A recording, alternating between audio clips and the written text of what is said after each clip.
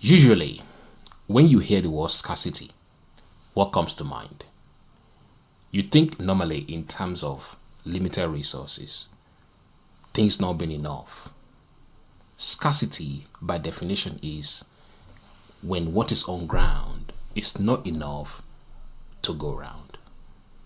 An example of this could be in the case where Jesus fed 5,000 people, 5,000 men. The Bible says they only have 5 loaves and 2 fish. When you compare 5 loaves and 2 fish and you marry that up to the amount of people that were there, 5,000 men, they could be up to 15,000 people actually, because imagine if every single man there had a wife and the wife has a child. Easily, just guys could have fed 15,000 people with 5 loaves and 2 fish. How in the world is that possible? How is it possible that 5 loaves and 2 fish could feed 15,000 people? In the natural, it's not possible. And those were the exact words that the disciples said. They said, how much can this do among so many people? Now, when you think of scarcity, you might think of something like that. Like, okay, what I have on ground is not enough compared to what I need to achieve. For example, you might be here now, you have certain bills that you have to pay, but you don't have enough money to pay such bills. That feeling of not enough, right, is what we describe as scarcity. But what if I were to tell you today that scarcity is not just about not having enough, but it presents itself even among the people that are similarly well-to-do. A person could be wealthy and could still be suffering from a scarcity mindset, whereas a person may not have anything at all and could have an abundance mindset. Granted, scarcity plays itself out in not having enough resources to meet your needs.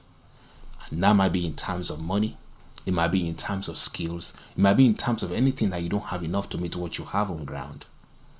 But scarcity today, as I want to share with you, is about the mindset you have, not just about what you have on ground and what you don't have. So in this video, I want to go through with you 10 telltale signs, 10 telltale signs that you may be operating in scarcity mode. Number 1, if you are constantly worrying about not having enough.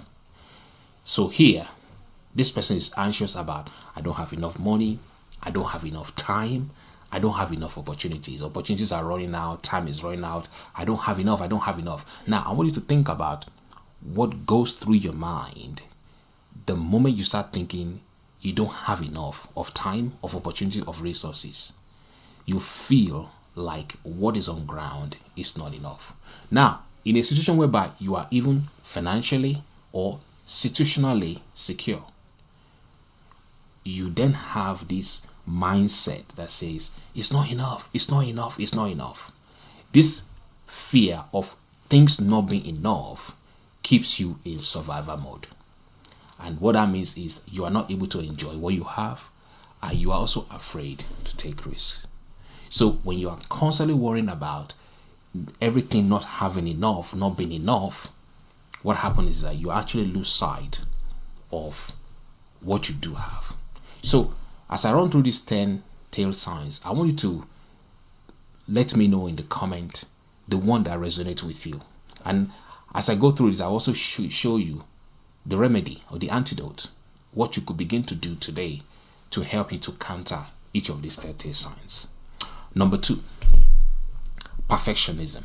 Now, when we talk about perfectionism, just to be clear, I'm not talking about somebody who is trying to do an above par work, or somebody who has an excellent spirit, who always like to put out the best job or the best piece of work. You know, the Bible says in book of Ephesians chapter 2, right, verse 10, that we are God's handiwork, or we are God's workmanship, created in Christ Jesus unto good works, which God prepared before ahead of time that we should walk in them. So you as God's workmanship, which means you are the best the highest form of creation that God has ever created. So God himself didn't do shoddy job. He didn't do, just an okay job. He put his very best in creating you. The Bible says in the book of Psalm that you and I are fearfully and wonderfully made, which means you are one of a kind. There are no two people like you. Just the other day, I was watching a short YouTube video about a man that was talking about how God had wired the DNA of every human being. It's a complex, intricate piece of work. That means that God went above board to do all he can do to make you who you are. But when I talk about perfectionism, it is a mindset that says, I have to get everything right. Everything has to just be right. Fearing that if there's any flaw in what you have done, it will diminish your value. What does this lead to? It leads to overworking, procrastination, or avoiding challenges altogether. I'll give you an example. When you're trying to write a book, let's say you're trying to write your book, your first book, and you say to yourself, unless everything is perfect, unless you get everything right, unless every I is dotted, every T is crossed, you are not going to do anything. What will happen is that you might sit on that book for years. But in this day of agile delivery, quick time to market, the best way to get your book out will be to write the best you have. Make sure that the information is presented in a very good way, and then get it in front of a few people to give you feedback.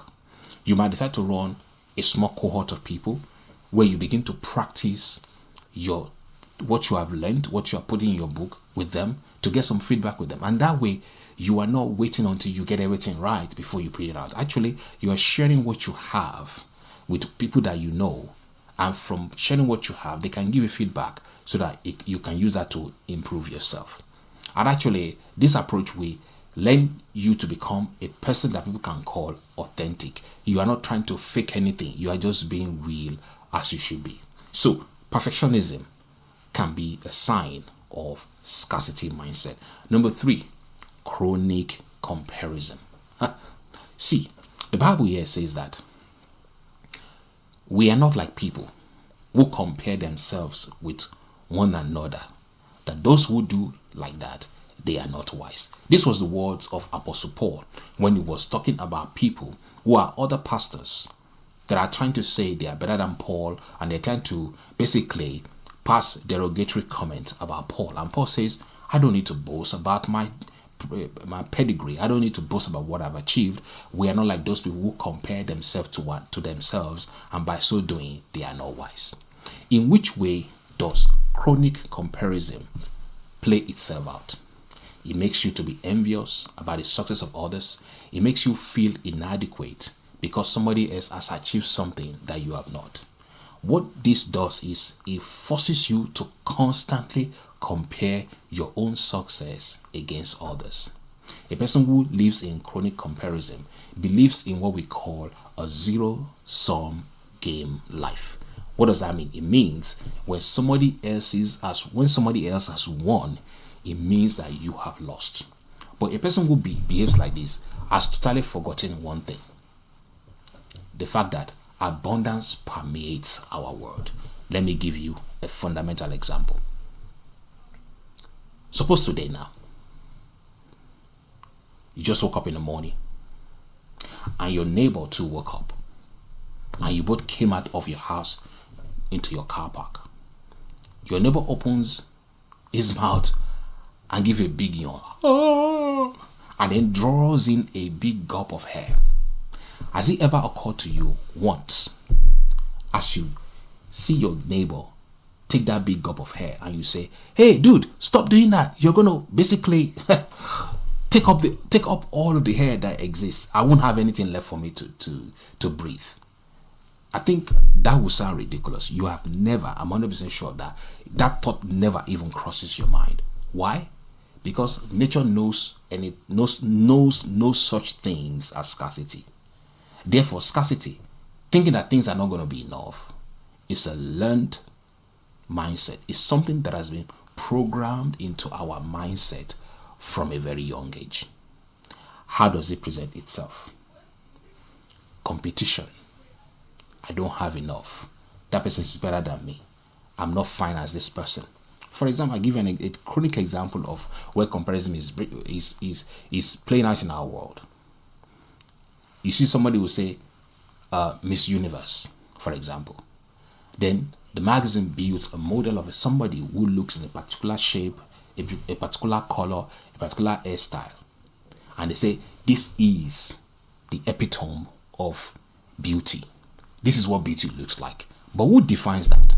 Who defines that that person in front of the magazine is the epitome of beauty?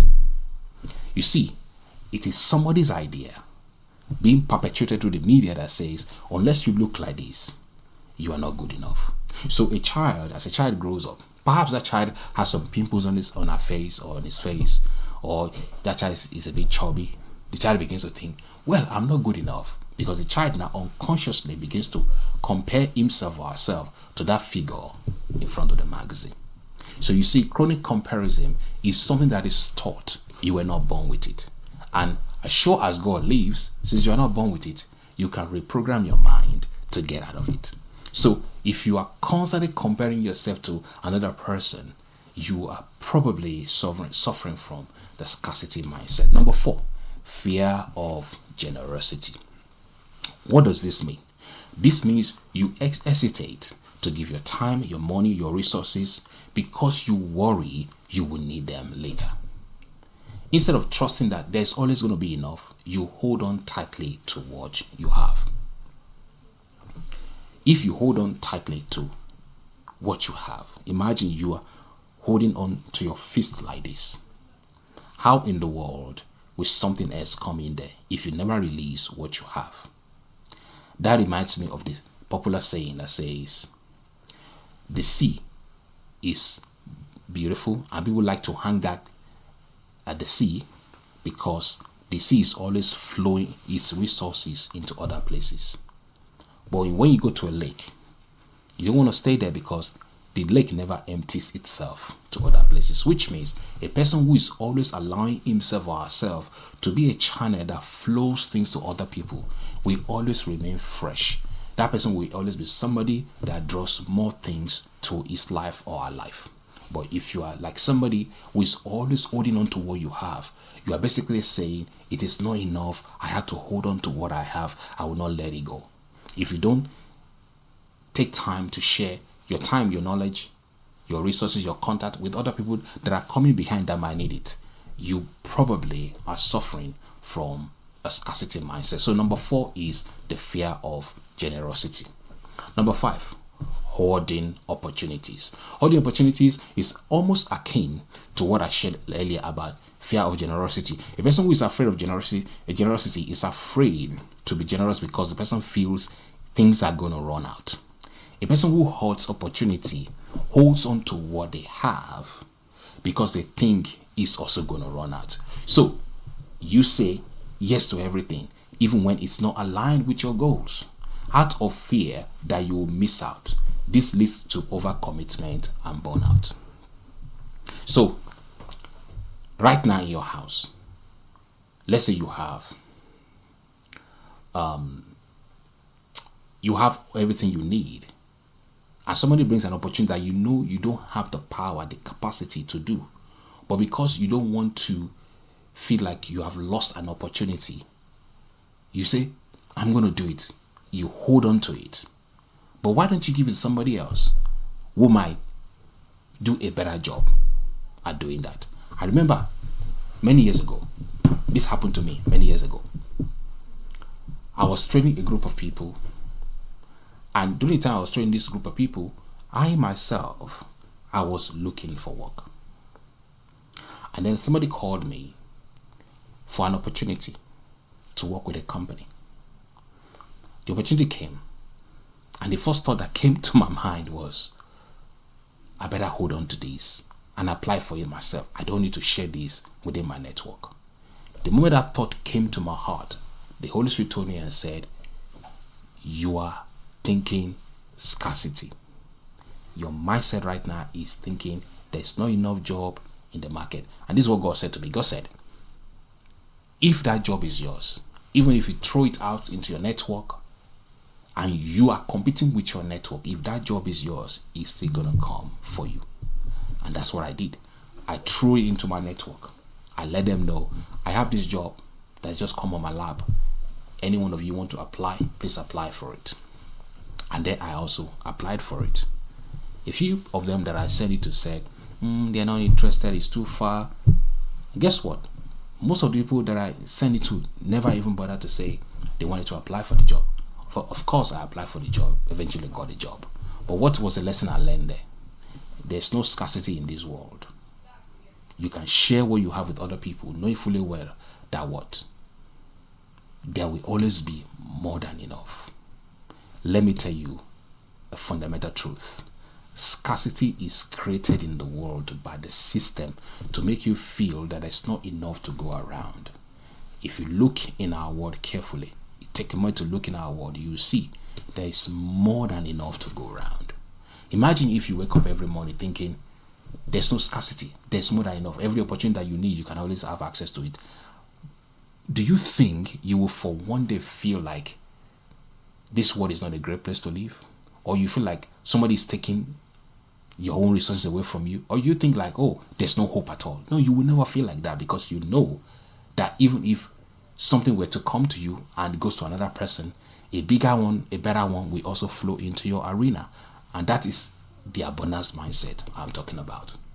Number 6, overscheduling and busyness. I know this one might rattle you a bit to say, oh, you are overbooking yourself. If you're overbooking yourself and you're overtly busy, it might be a sign of a scarcity mindset. What do I mean by that? A person who is struggling in this area feels that being too busy is the same thing as being valuable. Have you had or maybe seen somebody like that before at your workplace? They have so much work to do. Their calendar is booked back to back to back to back. But at the end of the day, you cannot see the value that they are delivering. Such a person has filled their calendar with so much work, but they are getting little value out. But in the workplace, nobody ever praises you for being too busy. People praise you and get you promoted for the value that you have added. So you are better off arranging your calendar in such a way that you create time for yourself to do valuable work. So let's say you have 8 hours in a day. You are better off spending 2-3 hours in your meetings and doing the things you do, and so 4 hours to do quality work that will advance your company forward. That will add more value to you in the long run and add more value to your company. A lot of companies actually suffer from too many meetings. I don't know whether about you. I've been in companies before where when you start work, from the time you start work to the end of the day, you are always in meetings. So at what point in time are you going to get credible work done? I understand there might be times when maybe you have deadlines, you have conflicting priorities, and people have to be in meetings. But it cannot be the way you run the company 24/7 or 5 days a week.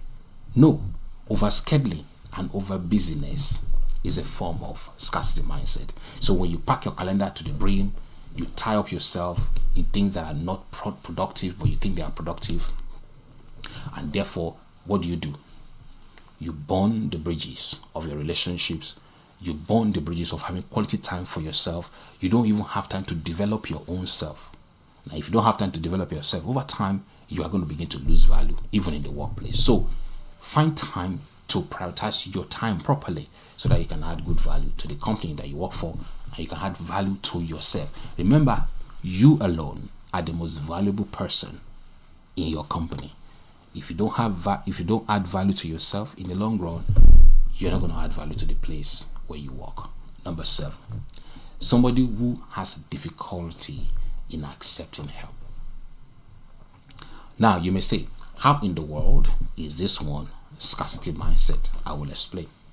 When you struggle to ask for help, you know you need help, but you're struggling to ask for help. What do you think is going on there? It's because you have placed yourself at a pedestal that says, oh, I don't need anybody's help, I can handle it by myself. My mentor used to say something. The fastest way to grow in life is to stand on the back of somebody who has been there before. If you know somebody has been through something before and they can help you, you should be humble enough to say, can you please show me how this thing is done? What does that do to you? It saves you a lot of time. And now, here's something, my friend. Time is more valuable than money. Imagine the time you save. If you spend time to get mentored by somebody who has done what you are trying to do, to save you time, you don't make as many mistakes as you will make, you'll be able to get far ahead in life quicker. This is the reason why most people that are successful, they have mentors and coaches that they spend time with to help them to hold their hands. And that is also what you need. So when you have difficulty in accepting help or even asking for help when you need it, well, you may be suffering from scarcity mindset. A person who has difficulty in accepting help or asking for help is somebody who feels that they don't want to look weak or look as if they are depending on somebody else. But truth be told, none of us has ever been created to be self-sufficient. The way God designed us is that we can depend one on another. Scarcity tells us we can do everything by ourselves to succeed, but that is not the way it is. Nobody is self-sufficient. Everybody in the world needs somebody else to help him or her. Even if you look at somebody like Trump, the other day I was looking at him winning the election, and why didn't he say, because I'm Trump, I can do everything by myself, and he doesn't set up people to be in different departments to do things for him? It is not possible. You alone cannot run the vision in your heart by yourself. If the vision in your heart can be achieved by yourself alone, then that vision is not from God. God will give you a vision that is bigger than yourself, so that you will depend on him to be able, depend on him and depend on other people, so that you can be able to work together to get things done. That reminds me of the story in the Bible about the Tower of Babel. I think that's the book of Genesis chapter 11. In the Tower of Babel, you notice that they came together to build that tower. Not one person could have said, I'm really going to build this tower by myself. No, they came together. They were united in that purpose. And this is what God said. God said, these things that they have begun to do, they have begun to do, they are speaking in one unity, they are speaking in unity, they are speaking in one language. God said, this thing that they've begun to do, nothing will be withheld from them that they have imagined to do. God said, if people come together in unity and they're speaking the same kind of language, they are purposeful and they have focus and they are directed towards their goal, God said, nothing can stop them. So you need other people. So be comfortable to ask for help when you need it, and be comfortable to receive help when it is offered. Number 8, tunnel vision on problems. Here, a person who is suffering from scarcity mode focuses so much on what is going wrong that they miss the opportunities to grow or to find solutions. What this would do is that the person will get stuck in a cycle of stress and negativity. When a problem shows up in your life, instead of asking the question and blaming somebody else and pointing fingers why this happened or why that happened, the question you should ask is, in which way can I move forward here? Always remember, when a problem shows up in your life or in your career, in your business, that problem shows up so that you can overcome it. So that when you get to the other side of overcoming that problem, you will have learned one or two things that you can use to help other people. No problem ever shows up in your life that is designed to overcome you. It is designed to build you up. So when it shows up, have the right kind of mindset. Instead of blaming and pointing fingers and becoming narrow-minded in your thinking, expand your mind. Ask the question, in which way can I find a solution? In which way can I grow over this? And as you have that conversation with yourself, solutions will begin to come to you. Number 9, reluctance to celebrate success. Now, in this case, a person who is suffering from scarcity mindset downplays his or even other people's achievement. When somebody achieves something, you just downgrade it. You just talk down on it because you are not happy to praise the progress of others. And by inference, you are also not happy to be happy about your own achievement. You brush off compliments or you feel guilty about enjoying your wins. Let's say, for example, you come into a pot of money and people are saying, what a fantastic work you've done. You say, it's nothing, don't worry about it. Now, you may say to me that you are doing that because you are trying to be humble, and I get it. You don't want that the praise of men to get into your head, and I get it. But if it becomes something where you are denigrating yourself, you are looking down on yourself, you are constantly brushing aside what you've achieved, the sense of inner feedback that your psyche needs to keep building on your self-confidence, if you constantly brushes that aside, then you are suffering from scarcity mindset. You might believe success is fleeting and should not be celebrated. No, enjoy every success. Would you rather enjoy the pain alone? That your life constantly is a story of pain, agony, shame, rejection, backwardness.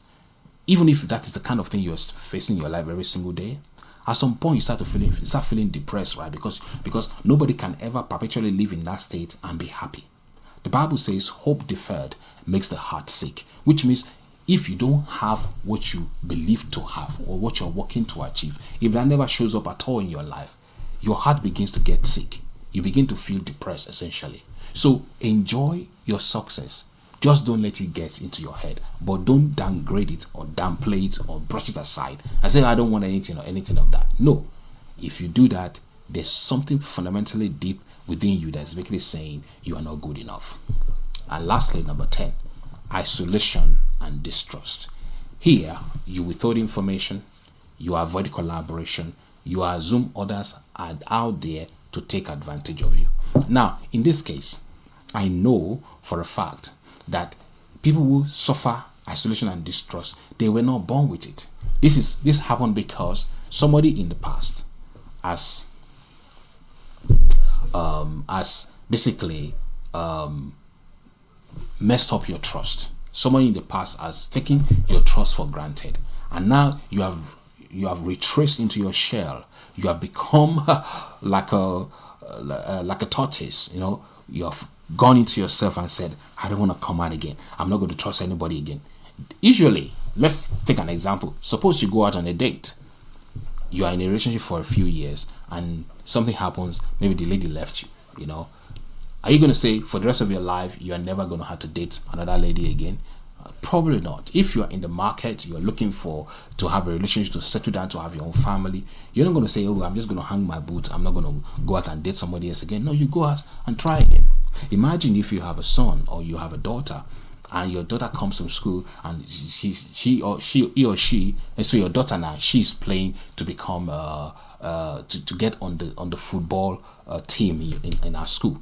And as she goes through training, and she didn't make the squad the first time, are you going to say to your daughter, don't worry about it, you've tried, just sit down and don't do anything about it again? You would not do that. You not be a good parent to say to your daughter, don't try again. No, you say, no, come on, don't give up, let's do it again.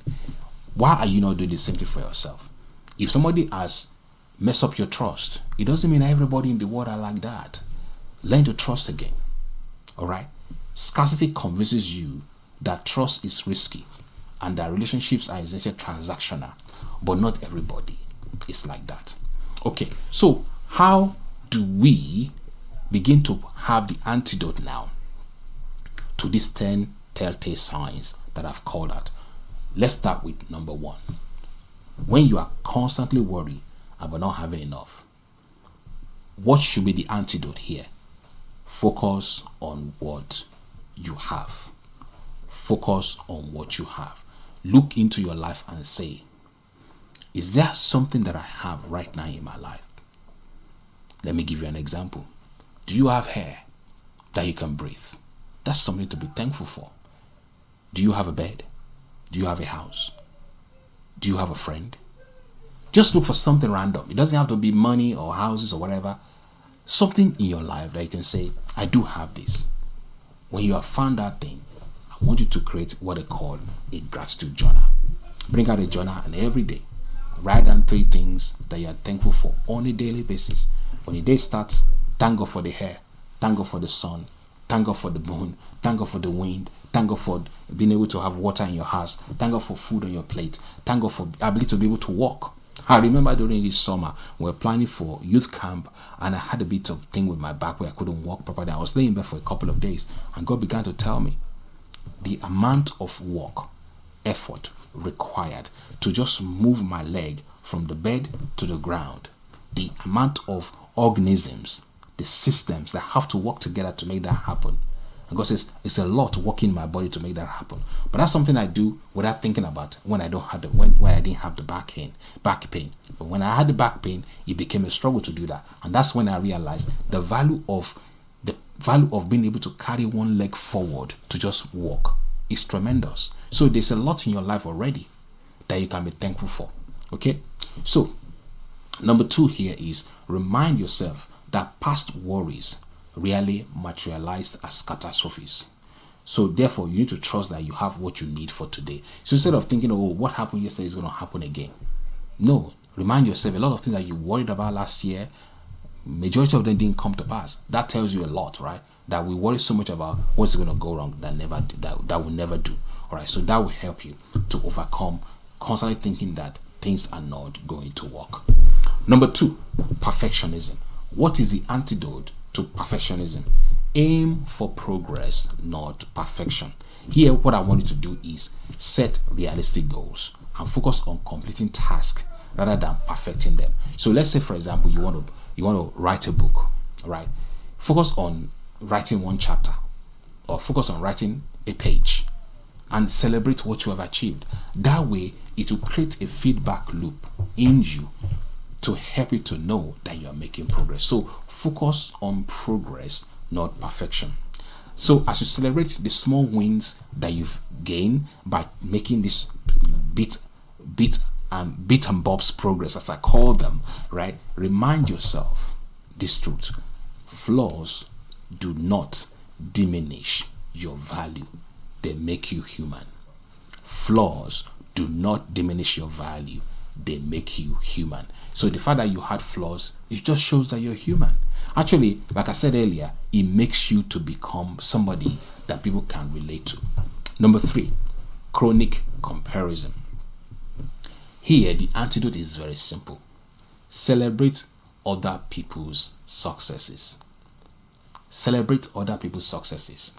This is something that we all need to improve on and keep working on, especially in a world where it might appear as if on social media people only parade the best thing about their lives. But it doesn't matter. If somebody gain a promotion, thumbs them up. Somebody buys a new house, celebrate them. Somebody buys a new car, be happy for them. Why is that? You see, when you begin to feel yourself to celebrate others, what you are doing there is you are shifting attention away from yourself. You are shifting attention to the good that is happening on others. And by inference, you are telling yourself that the same God that did it for them is available, is no respecter of persons, and he will do the same thing for you. So when you feel comparison creeping into your heart, shift focus to what you have accomplished yourself and be grateful for it. Be thankful for it. Because I can tell you one thing: whatever it is that you have achieved today, even if you think it's not as good as your friends or as some members of your family, like a friend told me recently, where you are today is the answer to somebody's prayers. I'll say that again. Where you are today is the answer to somebody's prayers, which means where God has put you today is the answer to somebody's prayers, which means wherever you are and you can help other people, you are an answer to somebody's prayer. I don't know whether you've thought about that before. There's things that you are doing today that other people are praying to God for, that one day in their own future they will be able to do that. But here you are busy comparing yourself to some other people, looking up social media and say, hey, look at what this person did yesterday. Who has time for that? Okay? So practice actively congratulating others. It turns envy into inspiration. Okay? Number 4, the fear of generosity. Here, the antidote is to practice giving in small ways. Here, you start with a small act of generosity, like donate a small amount or help someone with their time. Somebody might call you that they have a problem. Be there for them. It might be 5 minutes, it might be 2 minutes. What this does is it stops you from being self-absorbed in your own problem or in yourself. Now, we must recognize something, that Giving to others, whether in terms of time or money or opportunities, create more opportunities for you. Create more opportunities for you, create more relationships for you, create more goodwill for you. You see, nobody has ever given out that ever receives in emptiness. It might not come the same way you have given out, but it surely is going to come back to you. So giving is the proof of love. The Bible says, for God so loved the world that he did what? He gave. So which means if you say you love somebody, it must show itself in the act of giving. Not necessarily in terms of giving money. It could be in terms of your time, in terms of your emotion, in terms of your resources, in terms of your network. Learn to give, because the more you give, what you're saying to yourself is you are a person who is abundant minded. That's essentially what it means. Number 5, hoarding opportunities. And what is the antidote to hoarding opportunities? Is to prioritize aligned opportunities. Learn to say no to things that don't serve your long-term goals. This then takes me to the conversation about understanding your purpose. So which means once you understand your purpose, understand the reason why you are here, the purpose for your existence, then essentially you'll be making priority calls, right, that align with what? With where you are going, with what you have been designed for, with what your purpose is. So essentially when you do that, you won't feel like you are shortchanging yourself. Why? Because every decision you are making is moving you in a direction of your purpose. Remind yourself that other opportunities will come, and focus on quality over quantity. A person who is hoarding opportunities, having a hoarding mindset, thinks that there will not be enough around, and it's all a lie. It's all a lie. Now, what is the antidote to overscheduling and busyness? Value rest and focus. When we overschedule, we are saying to ourselves, well, I just have to do more. We equate business to value. But what we need to do here is block time in your calendar for rest, for reflection, and the activities that truly matter. So don't block your diary 8 hours or 10 hours a day where you are doing work or things that don't add value to you in the long term. Think about it this way. If you no longer have to work, are there things that matter in your life that you would rather be doing when work is over? What are you doing about those things today? Is there a foundation that you're working with? Is there some charitable causes that you're working with? What is it that is like serving other people? Things that are beyond your normal day-to-day work that you could be putting attention to. Is it that you're learning some new skill? Is it that you want to travel around the world? Whatever that thing is for you, create time, even while you are still working your 9 to 5 or you're working your long hours. Create time in that busy schedule that we call me time. Create a me time for yourself where you spend time to nurture yourself. All right. So instead of saying I have to be busy, shift your mindset from busy is not the same thing as valuable. And remind yourself that to be focused is very important. To focus on the kind of things you want to do is much more impactful. Number 7, difficulty accepting help. What is the antidote to this? The antidote to this is to see help as strength, not weakness. The lie that we've told ourselves is if I ask for help, it shows that I'm weak. Actually, a person that asks for help is a stronger person. It's almost like somebody who refuses to shout at somebody else who has all the power, and somebody think, oh, what a weakling. No, that person actually is showing a lot more strength, because it's very easy to destroy, but it takes a lot of work to build. So remind yourself that collaboration creates better results. You cannot achieve everything that God has placed in your heart by yourself. So collaborating with others is very essential. So how do you go about asking for help? Start by asking for small, specific help, and notice how that helps you to build trust and make you to become much more efficient. As you do this as you ask for this help in incremental steps and you gain trust, you build efficiency, then it will open you up to ask for more. There is a book that Jack Canfield wrote that is called The Aladdin Factor. The Aladdin Factor is a book that talks about the fact that you need to ask for help when you need it. Nobody will know what you want unless you ask them. It's like in the family. The wife wants the husband to help her, but she never spoke. But she's getting angry.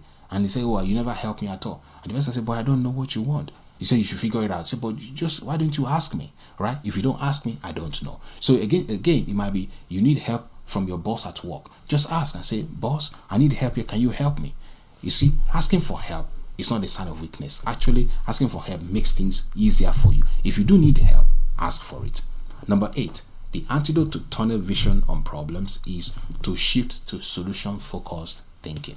When you are fixated on the problem, what you should do is list 3 possible solutions instead of ruminating. Suppose you are looking to raise money for your school fees. You ask yourself, instead of fixing your mind on this problem exists, there you are problem minded.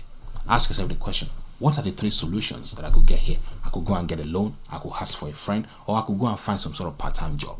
When you are solution minded, what will happen here essentially is your vision will move away from problems to how can I solve the problem. The other day somebody asked me a question and said, have you ever sat down and say, what do I need to do to make 10 million pounds or $10 million or $100 million? When you ask yourself that question, ideas will start to float in your mind compared to, how in the world did I find myself here? Things just don't work for me. When you ask that question, what are you doing? You are focusing on the problem. But when you ask the other question, what are you doing? You are focusing on opportunities. And when you're focusing on opportunities, you're asking that questions, what will happen is your mind begins to open up.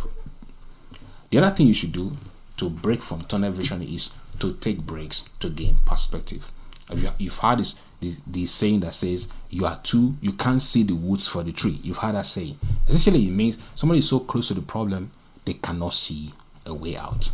But when you take breaks to gain perspective, what will happen is many solutions will begin to emerge. When you step away from it, you look at it with what they call fresh pair of eyes. That's why at times when there's a problem on a project, we normally will bring somebody in who is not part of that project. We say, come and do what they call a health check here on the project. Essentially what we are doing there is we're bringing a fresh pair of eyes to look at the project and say, have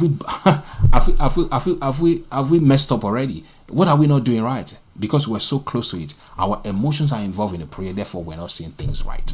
Number 9, the antidote to the reluctance to celebrate other people's success or even your own success is to make celebration a habit. Here, what I want you to do is, after you complete a project or when you reach a milestone, it might be maybe you're trying to lose weight and you've lost 5 kg. Yeah, granted you are meant to lose maybe 20 kg that month or 15 kg or 10 kg, but you lost 5 kg. Instead of beating yourself down and say, oh, look at you, you are not even making any progress at all. That kind of conversation is scarcity mindset because it's focusing on problems, it's beating you down. Schedule a moment to celebrate the fact that at least you are making progress. You are not where you ought to be, but at least you are not where you used to be. And that's something that you should write down. You are not where you used to be, even though you are not where you ought to be, but you have made progress. Like my mentor Andrew Womack used to say, he says, I have not arrived, but I have left. And that's a wonderful statement that you can also make yourself. You have not arrived yet. Maybe none of us will ever arrive yet, but we have left. And if we have left where we used to be, it means what? That we are growing. The other point here about celebration is remind yourself that when you recognize your success, what does it do? It reinforces your progress and it builds confidence in you. It makes you to feel that you are making progress. And when you have this feedback loop that you are making progress, guess what? Success breeds more success. All right. And finally, number 10. Thank you very much for being part of this broadcast. I'm almost done. I'm going to finish in like 1 or 2 minutes. What is the antidote to isolation and distrust? Cultivate trust intentionally. Make a decision to cultivate trust intentionally. What does this mean? Practice being vulnerable from time to time. by sharing small pieces of information with people you trust. You don't need to share a whole lot with them. I know you may be afraid I said they might use it against you, but unless you become vulnerable with certain people in your circle of influence, you are going to continue in a state of distrust and isolation, and that in the long run never helps anyone. See, people relate to people more that they feel are authentic.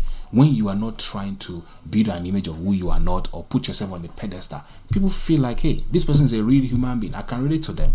That's essentially what you need to do. The other thing is focus on building relationships that is based on collaboration rather than competition. Don't feel like you have to compete with other people. Collaborate. What you don't have, other people have it. Therefore, when you work together this way, you coming together helps to build this sense of abundance in our world. So, as a round up, here's what I want to say. Scarcity thinking is not permanent. That is the good news. It's not permanent. It's a mindset that you can change with intentional action. By applying these antidotes that I've just covered, you can shift towards an abundance mindset and open up yourself to more opportunities, to more joy, to more connection. Now, here is my pathway gifts to you. If you want to start building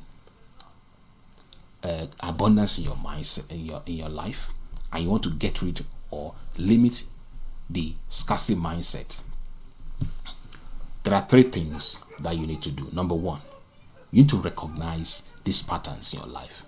When you recognize them, take action based on the antidotes that I've mentioned, right? So that will help you to reframe fears and turn them into opportunities and not limitations. And then finally, you practice gratitude. Make gratitude a way of life. The fastest way to build abundance into your life is to make gratitude a way of life. So I have a 7-day gratitude challenge that I will leave the link at the bottom of this video, that I want you to click on it and be partake of it. So it's going to be a 7-day gratitude challenge. You will get an email in your box every single day that will ask you to do one thing or the other to just help to build or cultivate that lifestyle of gratitude. So if you want to join, you will see the link at the bottom of this video that will say the free 7-day gratitude challenge email challenge, and they just sign up and then we'll send you those 7 days prompt. Over the next 7 days we'll send you a prompt, a day, an activity that you need to do to help you to cultivate gratitude into your life. Thank you so very much for listening to me today. Now, if you've enjoyed this broadcast, please remember I try to share this video once a week about how to succeed using biblical principles. All right, so as I share things from the Bible, I will also make them more practical. So I will share words from the Bible, I'll give you practical steps, and as you apply this, my prayer is that these things will begin to change your life. Please, if this has blessed you, remember to subscribe to our channel and share this with somebody else that might be in need of motivation to take action to progress and succeed in life using biblical principles. Until next time, my name is Davis Bamigboye and I'm routing for you. God bless you.